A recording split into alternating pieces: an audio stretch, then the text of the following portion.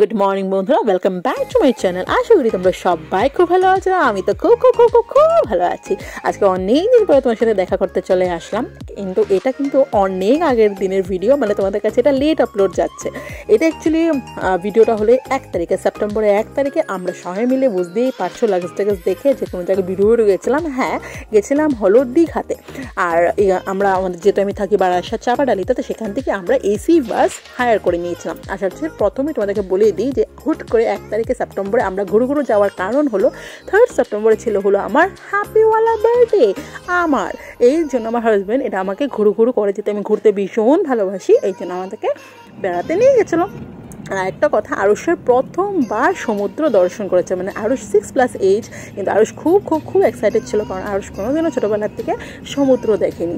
তো ওই জন্য আরুষ খুব এক্সাইটেড। তো আমরা দুজনেই খুব আনন্দ। তো 3 জনা মিলে আমরা চলে গেছিলাম হলো দীঘা। তো চলো তোমাদেরকে নিয়ে চলি। আর দেখো, বাসটা ভীষণই সুন্দর ছিল, একেতেও গরমের মধ্যে এসি বাসটা তো সবারই ভালো লাগে, প্লাস সিটগুলো তো জানোই একদমই আরামদায়ক, প্লাস ছিল হলো টিভি। বাট টিভি কে দেখে, বাইরের দৃশ্যগুলো, আমাদের কলকাতার শহরের রাস্তাগুলো জাস্ট এই দেখে দেখে দিন পার হয়ে গেছে। তো চলো তোমরা সাথে থাকো আমার সাথে, চলো লেটস গো টু দীঘা।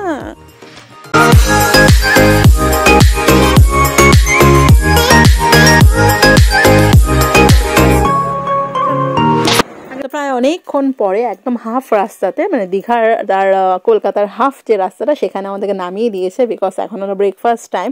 তো আমরা ঘরের থেকে অনেক কিছুই স্ন্যাক্স ট্যাক্স নিয়ে এসেছিলাম, তো এগুলো টুকটাক জিনিস খেলাম।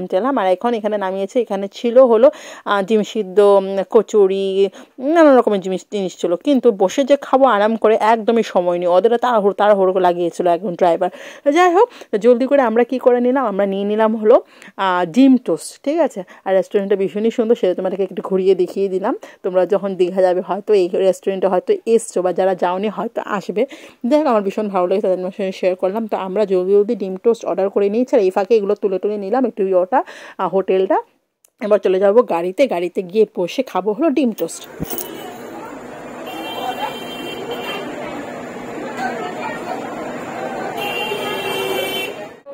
ফাইনালি চলে আসলাম দীঘাতে, এসেই চলে আসছে এখন বাজে 1টা। আর এই যে খেতে চলে এসছে এখানে, ভালো লাঞ্চটা করিনি, তারপরে সবাই মিলে যাবো রুম দেখতে।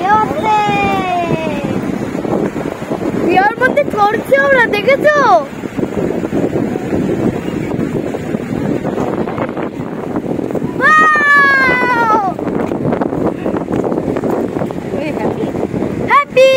অনেক মজা লাগছে দীঘাতে এসে। হ্যাঁ একদম, হ্যাঁ। কেমন এক্সপিরিয়েন্স সেটা বলো। আমার কেমন লাগছে তোমার? ঠান্ডা লাগছে, মাথা ঠান্ডা লাগছে, কেমন লাগছে? খুব ভালো লাগছে, খুব মজা, খুব হ্যাপি। হ্যাঁ, এছাড়া বসে না, গরম।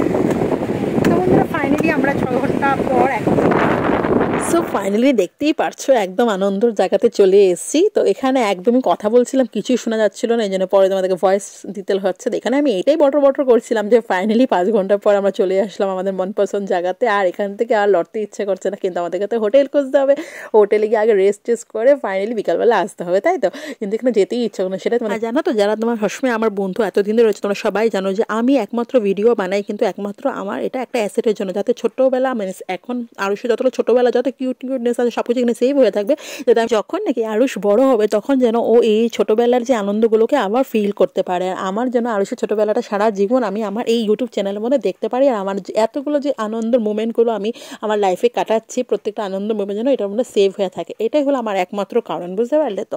কারণ শুধু ফোনে থাকলে কিন্তু এত কিছু সেভ করে রাখা সম্ভব না, ইউটিউব আছে বলেই আরাম, কি শান্তি।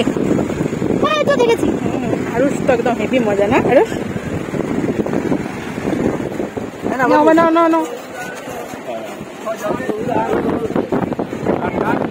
মুখে দাও, আমি দেখো।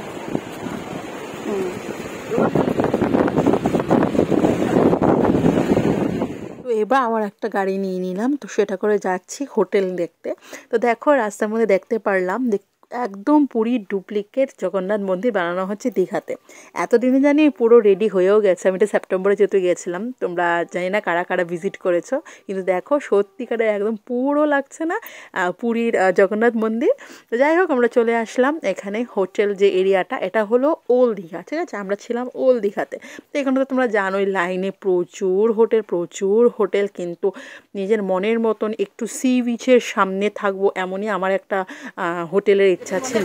দাদাভাই সেটা ভালো হয়, একদম সি বিচ একদম সামনে। এই সি বিচ, ঠিক আছে, খুব সুন্দর জায়গা। ওল্ড দীঘা থেকে নিউ দীঘাটা আমার মনে হয় একটু বেশি ভালো, ঠিক আছে? নিউ দীঘাতে প্রচুর মানুষ, প্রচুর হোটেলের দাম কম মানুষ বেশি, কারণ এখানেই সব কিছু কাছে। তোমার এখানে ঢেউসাগর করে একটা নতুন পার্ক খুলেছে, তারপরে সায়েন্স সিটি বলো, এভরিথিং এটা কাছাকাছি একদম। এই জন্য এই জায়গাটার ভ্যালুটা বেশি। আর এখানে নিউ দীঘাতে মার্কেটের মানে মার্কেটিং করা বলো বা সি বিচে স্নানের সুবিধা বলো, সব দিকে সুবিধা এখানেই বেশি।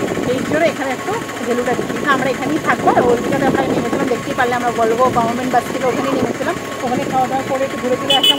সবাই বলছে নিউ দীঘাটা ভালো, সেটা বলছে নিউ দীঘাটা আসলাম, দেখা যাক কী হয়, ঠিক আছে? তো ফাইনালি আমরা একদম আমাদের মনের মতন হোটেল পেয়ে গেছি, একদমই সি বিচের অপোজিটে, একদম জানলা দিয়ে দেখা যায় সি বিচ। তো এই যে হোটেলটা দেখতে পাচ্ছ, হোটেলটার নাম ছিল হলো হোটেল গ্রিন পার্ক। হোটেলটা একটা খাসিয়াত, জাস্ট দেখতে পাচ্ছ তোমরা লিফটটা কি সুন্দর, পুরোটা গ্লাসের একদম। আরো তো খুবই এক্সাইটেড দেখে, কিন্তু তার আগে তো আমাদেরকে হোটেল জয়েন করার আগে যে এগ্রিমেন্টটা করতে হবে সেগুলো সব করে টরে নিতে হবে। তো এইখানে দাদাভাই দেখতে পাচ্ছি সব কিছু এগ্রিমেন্ট করে টরে নিচ্ছে।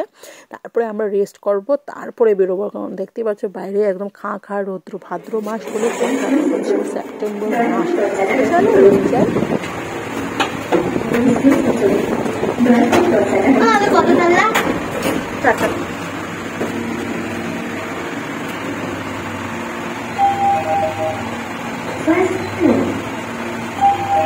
সমুদ্র দেখা যাচ্ছে।